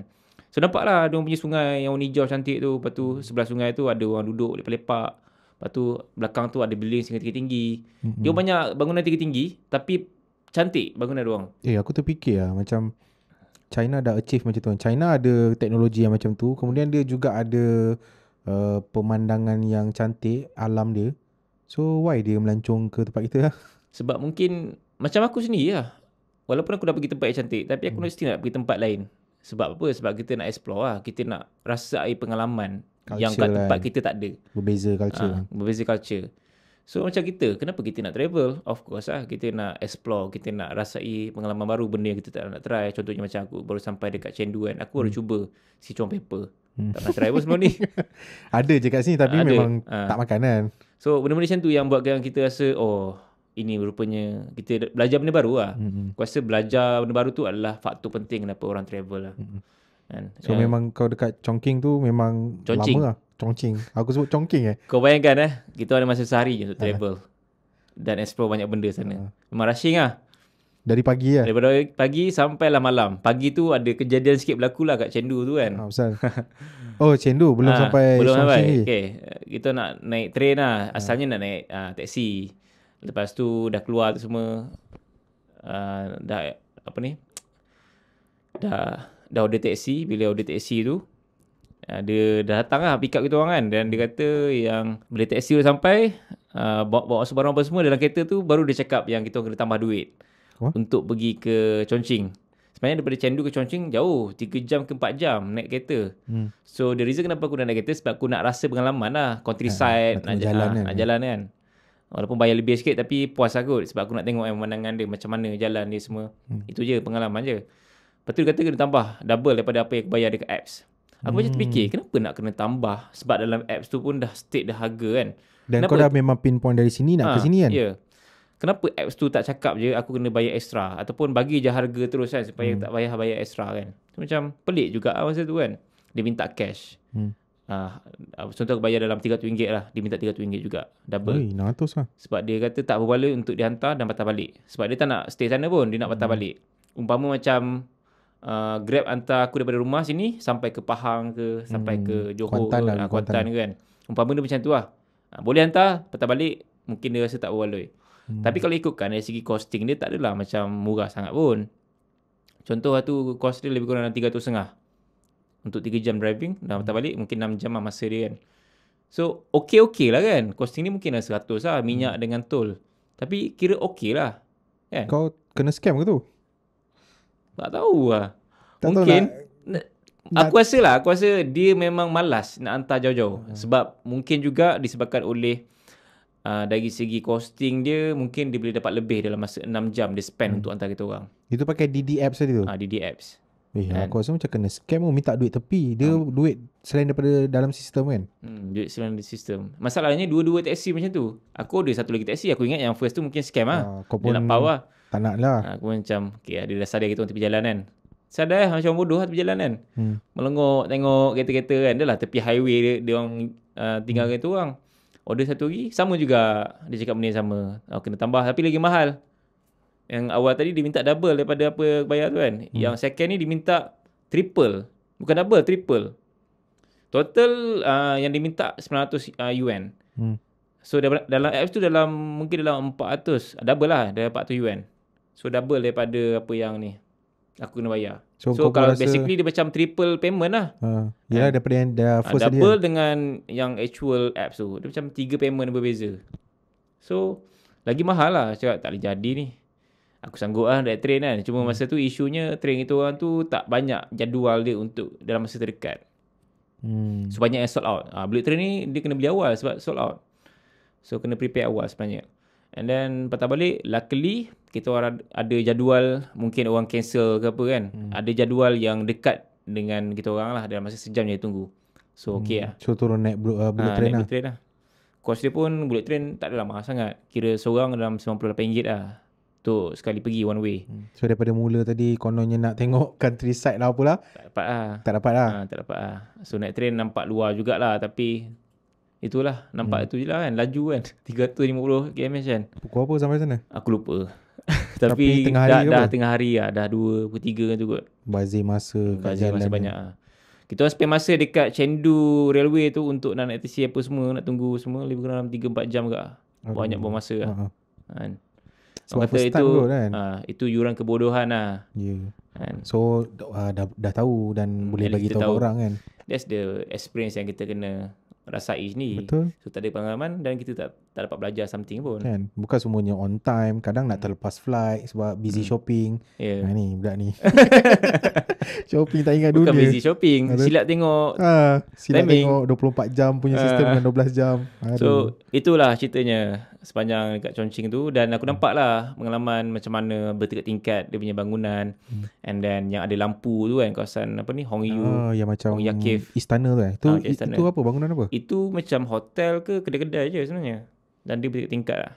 Cuma kita orang tak berpengalaman untuk pergi ke sana sebab masa memang sangat-sangat padat. Kau bayangkan kita ada masa untuk travel daripada pukul 4 petang sampai malam. Malam tu pukul 11 balik. Dan ada jugalah yuran kebodohan malam tu. Ada lagi? Ada lagi. Apa benda? Nak pergi ke satu mall, nama dia The Ring Mall. The Ring Mall ni popular juga dekat Chongqing, dia mall yang baru. Dalam mall tu dia macam ada garden, taman yang cantik. Dia ala-ala macam dekat airport Singapore. Oh, Changi. Macam Changi Airport kan, ada air terjun apa semua. Cantik dalam tu.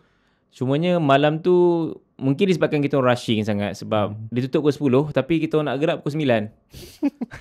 Kau bayangkan 9 baru nak gerak. 9 baru nak gerak. Lepas tu cari dalam Google Map, itu lah benda masalah. Google Map dia tunjuk kat sini. Dah pergi sini bukan. Lepas tu okey sekali lagi cari bukan juga. So 2 kali lah aku bayar taksi for no reason. Just untuk jalan-jalan buang masa. Asal tak pakai tu A-map tu? Sama juga.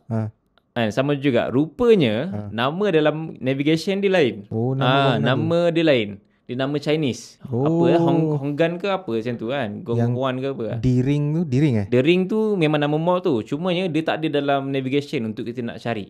So kau tulis The Ring. Aku tulis The Ring Mall sebab literally memang itu nama famous dia lah dekat TikTok apa semua kan. Tapi kena search Gonghuan ke Hongguan macam tu lah. Dalam tu baru dia akan bawa ke shopping center tu. Payah juga Tapi kita tak pergi hari malam tu lah. Malam tu rasa bodoh lah. Dah buang masa banyak. Aku dah habis duit kan dekat ni taksi. Berapa habis? Nasib baik taksi dia tak keras sangat. Dalam RM40-50 ke lah. 2 taksi.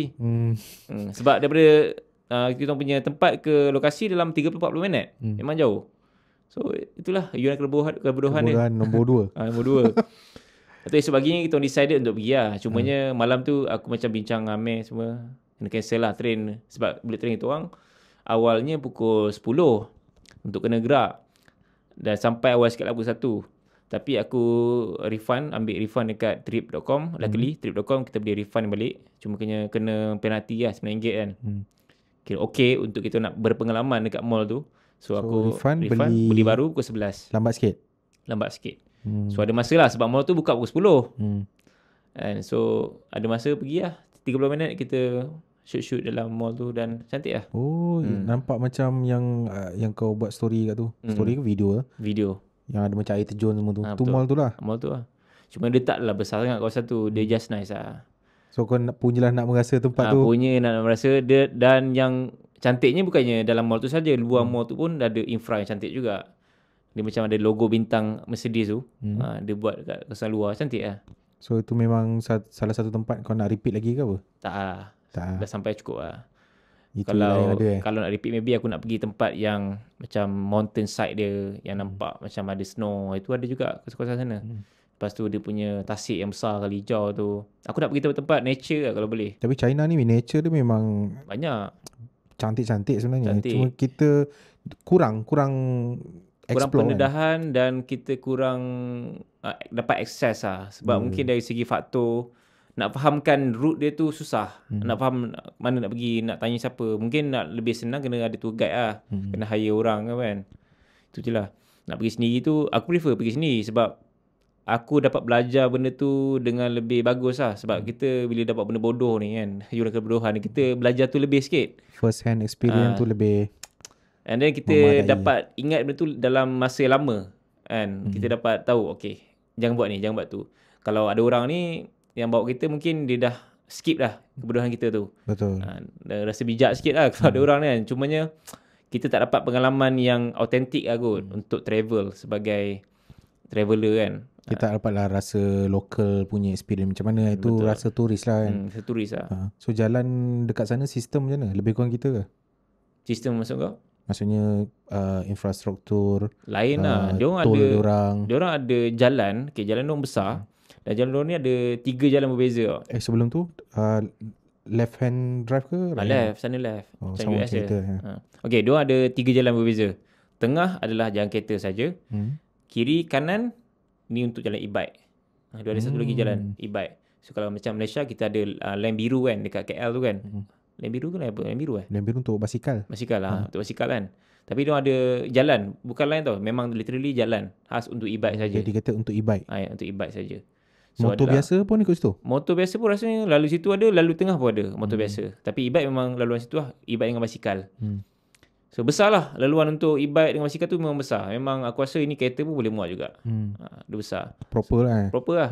Dan jalan doang boleh kata okey, cantik. Cumanya yang susahnya traffic light kadang-kadang tak ada khas untuk pejalan kaki. Dan dia tak ada traffic light kadang-kadang untuk kita nak cross the road. Contohnya macam dekat area Chengdu lah. So ada kita orang tengah cari makan, macam nak cross the road tak ada traffic light. So memang kena tengok kiri kanan. Kalau tak ada kereta, tak ada e-bike, baru jalan. Satu diorang lintas macam mana? Itulah caranya. Oh memang orang kat situ pun buat macam tu? Buat macam tu juga. Kalau kosong baru jalan. Contoh kalau ada e-bike apa semua, memang bahaya lah. Sebab e-bike sana merempit tu. Kau bayangkan e-bike kat China merempit lain macam tu. Kita kat Malaysia terempit adalah kan. RZ ke 125 ke kan. Uish, teruk lah RZ 125 ni. Betul lah. Ada bunyi. Sana merempit tak ada bunyi. Siu. Tak ada bunyi. Tak ada bunyi langsung. Aku tak dengar. Tahu-tahu dah sampai. Kadang, belakang aku. Tepi aku. Dia tak ada yang ni hon-hon tak macam ada, kat kadang Europe. tak ada horn pun. Diorang macam main bedal sebab diorang food delivery kadang buat e-bike ni. So diorang macam tengah kejar timing lah. Sung kan. Laju gila kot. Kalau kau tengok ada filem kat Netflix baru-baru ni. Aku tengok yang cerita tu. Pasal tu kan. Yang mana-mana ceruk masuk kan. Macam tu lah. Sebiji. Ada nampak accident tak? Accident ada depan mata aku. Accident. Kita orang baru kat Shenzhen masa tu. Dia langgar kita untuk guide. Lebam kaki dia berdarah kan. Aku tengok, kesian gila ni. Sebab dia tengah explain kat kita orang. Tengah macam nak bagi tahu lah, naik bas apa semua, lepas ni nak pergi mana semua. Foam laju dari belakang dia. Langgar. Maksudnya dia salah lah. Tak tahu siapa yang salah. Sebab sebab macam ni tau. Jalan dekat Shenzhen tu, bila dah sebelah dekat kawasan mall ke bangunan, dia tak ada dah jalan untuk e-bike. Dia macam jalan kaki ruang, lima. mana-mana ruang tu. Kaki lima. So jalan lah, diorang jalan laju gila sana sini kan. So diorang macam cilok kan. Memang susah lah kita orang nak berjalan tu, memang susah. Even dekat kawasan mall pun macam cilok lah diorang. Sung laju gila cilok. Senang cakap kita sendiri yang nak kena alert diorang tu. Kita kena alert lah. Yang bahaya sebab tak ada bunyi e-bike. Itu yang kita orang rasa susah sikit situ lah. So, tapi alhamdulillah tak ada kena langgar lah. Kalau bawa family anak-anak kecil memang kena extra careful sikit lah. Extra careful. Sebab yelah, e-bike memang banyak gila siapa-siapa sana. Food delivery orang guna warna kuning, baju warna kuning. Sama macam filem lah. So kau rasa kalau nak drive sendiri kat sana boleh ke? Tak boleh. Jalan dia orang berbelit-belit. Besar sangat. And then arrow dia pun aku tak faham. Signboard dia pun semua Chinese, tak ada langsung bahasa English ke. Nak tulis ke apa dalam bahasa apa ni, alfabet English memang tak ada. Memang berbelit-belit jalan dia. Aku sampai pening tengok macam mana dia bawa kereta. Ini stop, okay. Contoh nak ke kanan Ni stop. Tapi sebelah kereta dia tak stop. Dia stop tengah? Stop tengah. Tengah jalan dia stop. Lepas tu yang lain jalan? Contoh, stop tengah. Ini kanan ni boleh jalan. Yang ni tak jalan. Padahal pergi kanan juga. Traffic light ada ke? Ada. Tapi pening. Memang pening gila. Kau tengok pun, aku rasa Korea tu dah pening. China ni lagi pening. Sebab kalau kat Seoul, Korea tu kita nampak juga peningnya besar kan, traffic light semua. Tapi Chinese ni lagi pening jalan dia. Okay, first thing nak kena fahamkan habit diorang bawa kereta, bawa apa semua. Kemudian nak kena fahamkan pula peraturan jalan raya kat sana. Betul. Left hand drive. Lepas tu sana memang horn tu normal lah kereta kan. Memang ada orang kira memang kita better lagi lah. Mungkin kita better lagi ada sana lebih ni lah. Lepas tu sana diorang bawa okey lah. Setakat ni aku naik taksi tak adalah laju sangat bawa. Tak adalah macam teruk sangat kan. Kalau bandingkan dengan Korea, aku rasa driver Korea lagi teruk lah. China ni okey lagi lah. Even kat Thailand pun driver Grab diorang bapak lah. Sok. Diorang okey lah. Diorang pun tak adalah terlalu agresif sangat. Horn tu normal tapi okey lah. Tak adalah macam nak bergaduh ke, nak jerit ke, tak ada lah. Sampai siap dia berzikir kot. Come on. Alim sungguh. Alim.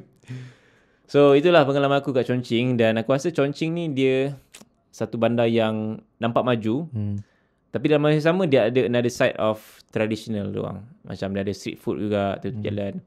Dia ada bau signature bau sendiri lah. Bau Sichuan. Sichuan. Itu dekat semua tempat ke? Dekat Chongqing pun ada bau Sichuan juga. So kalau lalu dekat nak ke arah Hongya Cave kan, adalah bau. So memang kebanyakan tempat dia banyak bau Sichuan tu. Sebab dia orang masak pot tu kan, hot pot tu kan. So itulah signature bau dia orang itulah. Kalau pergi mana-mana itu je bau dia. So kadang-kadang aku tak tahan juga. Overall experience kau kat sana, kau boleh simpulkan best ke? Okay, setakat ni itu kali kedua aku datang China lah. Aku tak boleh cakap yang pengalaman aku ni adalah the whole things yang yang diorang akan experience. Mungkin orang datang China dia akan berpengalaman lain. Ini kira personal experience lah. Dia bukannya experience yang semua orang akan dapat rasa. Sebab aku rasa setakat ni aku pergi China memang untuk kerja je. Tapi aku ingat lagi lah yang pengalaman aku first pergi China dulu kat Shenzhen juga dengan Huawei. Itu memang aku rasa lagi best kot. Sebab apa? Sebab Huawei ni dia ada diorang punya bandar sendiri. Kau bayangkan campus. Huawei punya bandar sendiri yang ada different type of city buildings. So, diorang ada gabungkan antara macam Europe punya buildings apa semua kan. Paris lah apa semua. Power lah Huawei kat sana. Huawei memang paling besar kat sana. Besar. So diorang capable lah. Lepas tu macam nak pergi daripada satu tempat ke satu tempat, kena naik train, kena naik kereta dia kan. Besar lah. Huawei buat diorang punya R&D semua kat sana. So itu pun pengalaman best juga. Cumanya tak dapat pergi banyak tempat. Macam ni dia best sebab kita orang banyak tempat pergi. Banyak city. So China ni dia memang sangat berhati-hati dengan diorang punya jalan. Sebab apa? Sebab diorang ada banyak kamera. Merata-rata CCTV. Tempat ceruk pun banyak CCTV. So diorang perhatikan every single step orang rakyat diorang. Tapi elok tu yang e-bike semua tu merempit. Satu perkara yang aku baru faham juga, kalau nak drive dekat China ni dia ada undang-undang dia lah. So dia ada limit dia. Kalau kau buat kesalahan ni sampai kau kena gantung kau punya lesen ataupun kau kena ambil balik lesen baru. Ada macam merit. Ada merit lah. Ada merit lah. Aku tak sure sampai berapa belas kali. Tapi ada limit dia. Sampai dah paling teruk ni, kau dah banyak kali kena denda ni, kau kena juga. Dan lesen kau kena tarik semula. Dan kau kena ambil balik lesen baru. Kau kena pergi kelas apa semua baru. So kebanyakan diorang memang dah tahulah. Dah tahu dah. So diorang belum capai merit ni, langgar je lah dulu. That's why kereta diorang kira okey lah. Bawa tu kira okey. Kereta, motor kira okey. Cuma e-bike je. Ada ni tak, nombor plate tak e-bike? Aku lupa nombor ada ke tak. Itu macam Mungkin mana? ada. Macam mana Aku detect kan? lupa. Kalau Mungkin tak ada. ada. Tapi yang keperasan kereta memang ada lah. Confirm ada. Hmm. So itulah benda yang aku rasa bagus lah. Diorang macam disiplinkan memandu kereta kan. And banyak kamera, rata kamera. Yang bersepah-sepah lah. Satu langkah nampak kamera dia. Satu langkah ke sana, atas. Ui gila bersepah-sepah. Itu cara orang nak kawal rakyat dia. Mungkin lah nak perhatikan kan. Kalau ada apa-apa berlaku semua. That's why kat sana aku rasa selamat. Aku tak rasa macam feel aku pergi Barcelona. Pergi Europe, Paris ke apa kan. Kita rasa tak selamat. Sentiasa berhati-hati. Dia tak ada peace of mind tu. Tapi kat China aku rasa peace of mind lah. Ke sebab macam ni Faiz, sebab mindset yang first datang tour guide dah cakap hati-hati ada pencopet. Mungkin lah Kan? Tapi sana kira kau tak rasa takut dengan barang hilang ke. Tak ada pengalaman tu lagi. Dan aku tak nak benda tu berlaku. Aku tak nak lah tertinggal bag ke apa semua. Tak nak. Betul, Roish. Tertinggal satu bag belah-belah ribu harga tu. Sebab aku pernah tertinggal bag kat Jepun 2 kali. Yang tu kita cerita nanti lah. So itulah tak nak berlaku. Dan setakat ni okey. Orang sana pun dia kira dia tak ambil pot sangat pasal kita pun. Macam kita record dekat jalan apa Dia semua. okey je. Tak ada yang kat pandang-pandang. kedai, kat Apple Store ke apa semua dia okey je. Dia macam sampai tolong pun ada. Nak record apa, nak bantu kita kan. Dia okey. Dia macam mungkin dah di-exposekan dengan social media. Diorang pun famous dengan TikTok live apa semua kan. Even kat jalan-jalan diorang pun ramai je orang duk buat TikTok live. Main gitar lah, berjoget lah. Aku rimas betul lah orang buat TikTok live sana. Rimas gila tu. Memang culture tu sebenarnya dari diorang tu. Kan? Sebab kau bayangkan aku pergi Chengdu tu, tengah nak relax, tengah tengok suasana, tiba-tiba ada dancer ramai dari belakang. Macam satu grup yang ramai, 10 ke 20 orang yang tu, Buat TikTok live. Joget, lepas tu buat memekak itu, lepas tak tu peduli pun tolak kita orang macam halau kita orang kan. Aku nak jalan kot dengan tenang. Kau tu tiba tolak aku, lepas tu kau buat bising kat sini, bawa speaker semua kan. Lepas tu joget dia orang. Tengah rakam TikTok live kan. Okay, kalau budaya merekod apa semua ni bagi diorang tu dah common Lah. Diorang dah tak malu lah. Kan. Tak adalah dia pandang macam apa benda kau tak ni. ada pelik lah. Asyik record tak ada. Lepas tu main gitar buat live pun sama normal lah. Lepas tu jual pun sama juga. Menjual live live dekat jalan. dekat jalanan. Ada juga. Tak ada polis kacau semua. Ada. Lepas tu ada yang duduk sampai tutup muka pun semua. Macam tunjuk jalan je. Tunjuk ini apa semua. Orang Cina. Dia macam buat TikTok live tapi dia explain pasal tempat dia. Pernah agak tengok konten macam tu, style yang tunjuk real life. Real life dekat kawasan street orang kan. Ada. Itulah di China. Tapi mungkin pengalaman aku ni tak sebanyak macam orang yang duduk China ataupun orang yang pergi banyak kali. Sebab aku pergi as a work travel, mega trip. So untuk pengalaman aku nak travel sendiri tu tak banyak. So first impressionnya adalah baik lah. Boleh kata 50-50 lah. So aku suka dari segi punya pengalaman tengok binaan, kemodenan, kemajuan orang. Cuma aku tak suka dari segi dia punya nak cari makan susah, halal, communication susah. Transportation tak susah. Dan aku rasa yang susah lagi toilet lah kot. Aku rasa China pun sekarang dah mula open tentang negara diorang, dah mula terbuka, so, dah mula promote apa benda. Dan juga hubungan bilateral dengan kita tu dah makin padu. Hopefully lah kan. Diorang punya gastronomy which is halal tourism. Macam Jepun mula ambil halal jakim kita ke. So pelancong-pelancong Muslim tu lebih banyak lah ke sana. Dan banyak lah option Muslim. Macam Korea jugalah. Macam Korea pergi Jeju Island kan. Ada tempat khas untuk halal. Bagus. Sebab kalau diorang pandang dari side, jangan pandang dari side agama, pandang dari side ni. Side kacing-kacing ni $billion tourism Muslim lah, ni. Kalau dah ada Muslim friendly kan punya kawasan, orang Arab selamba je spend kat sana. Betul. Kaya doang. Berpusu-pusu datang kan. Orang kita pun travel sana ramai. Betul. Orang Indonesia sebagainya kan. Tapi kat sana ramai jugalah Indonesian dekat China. Yang kerja kat sana. Bukan kerja lah, travel. Ramai jumpa lah. Ramai aku jumpa. Dan itulah aku rasa dekat China ni dia tak seperti apa yang aku fikirkan 5 tahun lepas. Dulu aku fikir China ni macam satu negara yang suka copy paste, suka yelah dia tak semaju apa yang aku nampak sekarang. Tapi bila dah sampai tu kita nampak bahawa this is the real China yang bukannya seperti yang aku fikirkan sebelum ni. kita makan propaganda US kot. Mungkin lah. Dan yelah dulu kan kita dimomokkan dengan China ni mundur apa semua kan. Betul. Walaupun dia besar berbilion population. Tapi bila tengok sendiri sekarang, kita nampak yang sebenarnya diorang dah pioneer banyak benda dah. Diorang dah jauh ke depan dalam banyak benda. Contohnya dari segi infrastructure, dari segi diorang punya transportation, dari segi kemajuan teknologi, smartphone, AI, macam-macam benda diorang dah step forward dah. Teknologi pun dah banyak gila pattern diorang pegang. Okay, kalau bandingkan dengan US lah, kita bandingkan dengan US lah. Sebenarnya China ni dah far better dari US. Itu yang boleh cakap lah. Dari segi teknologi diorang. Tu yang menggelabah dah Trump tu kan. Far better lah. Sebab aku pergi US pun dah few times lah kan. Aku nampak kat sana bahawa US ni tidaklah seperti maju yang kita nampak dalam filem ke apa. Kan. Diorang still banyak traditional things yang diorang kekalkan. Kan. Tak adalah first world country, the advanced society. Contohnya macam kereta taksi diorang kan. Banyak je kereta taksi yang lama kan. Beza dengan China. China taksi diorang dah modern teruk lah kan. EV siap apa semua kan. And then susahlah untuk kita nak bezakan US dengan China ni sebenarnya agak susah. Sebab ya kita dimomokkan dengan filem-filem US yang power-power kan. Tapi hakikatnya kalau pergi sana tidaklah sepower sangat macam yang kita fikirkan.